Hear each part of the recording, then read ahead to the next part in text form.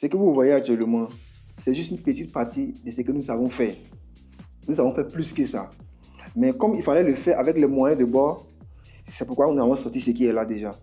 Mais si Dieu faisant grâce, il y a des gens pour venir nous soutenir dedans, on fera des choses de façon très extraordinaire. Nous allons aller au-delà de ce que vous voyez même. Parce que ça, ce n'est rien en termes de conception. Pendant que les autres importent, lui veut fabriquer. Avec ses amis, l'objectif est clair. Faire de la Côte d'Ivoire une référence mondiale de la fabrication du jouet. L'agence Ecofin est allée à la rencontre d'Henri-Joël Awa. Salut Ecofin, ici vous êtes à AG+, l'univers des jouets électroniques made in Côte d'Ivoire.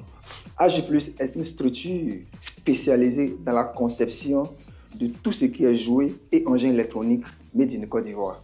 AG+ est né de la volonté des jeunes Ivoiriens de changer le monde de l'électronique en Côte d'Ivoire en apportant leur expertise. Pourquoi la développer ici? C'est parce qu'aujourd'hui, on se rend compte que tout ce qui est comme jouets et engins électroniques vient de la Chine.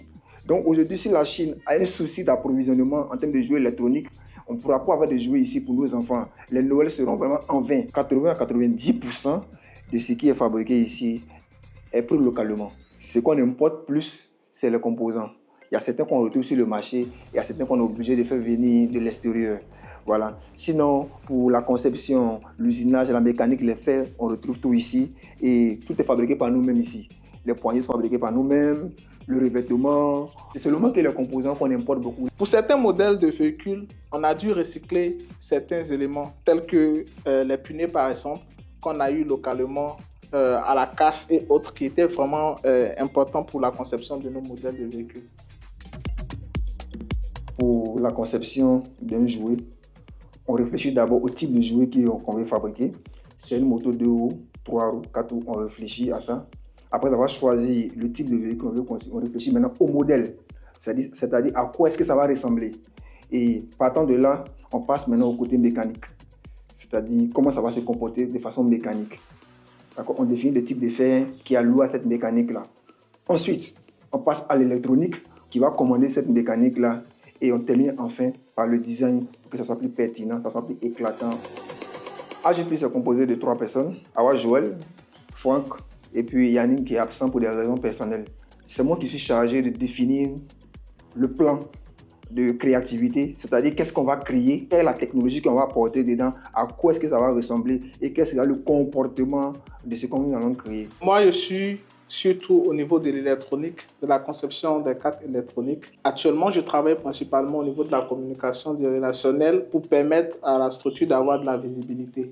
Yannick, lui, il est surtout au niveau de la conception logicielle de tout ce qu'on va faire dans le but d'avoir des designs peaufinés et puis qui correspondent à notre vision.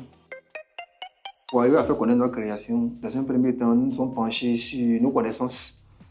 C'est-à-dire les collègues au travail, les amis du quartier, le bon voisinage aussi. Et par la suite, on a poursuivi en faisant des expositions, si je peux le dire comme ça, pour voir un peu qu'est-ce que les gens qui ne nous connaissent pas vont dire.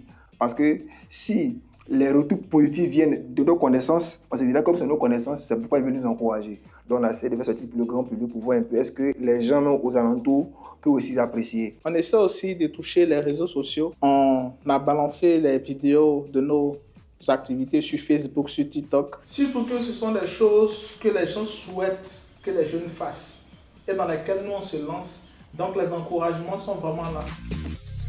Certes, nous sommes à l'étape de prototypage, mais tel que les prototypages sont faits et très bien faits, ça touche souvent les personnes qui viennent regarder.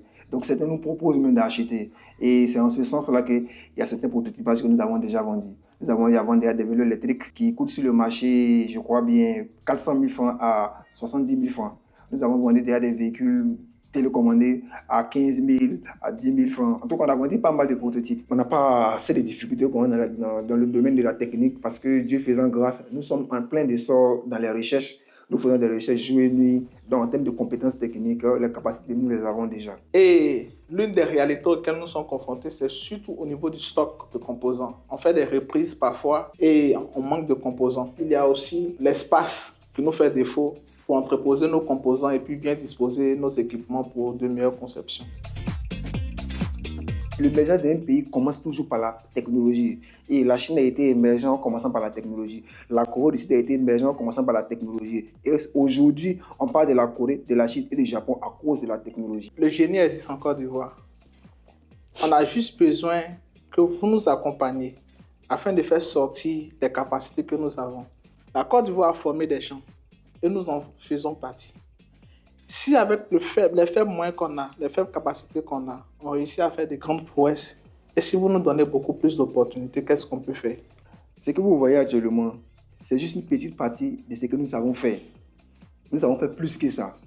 Mais comme il fallait le faire avec les moyens de bord, c'est pourquoi nous avons sorti ce qui est là déjà.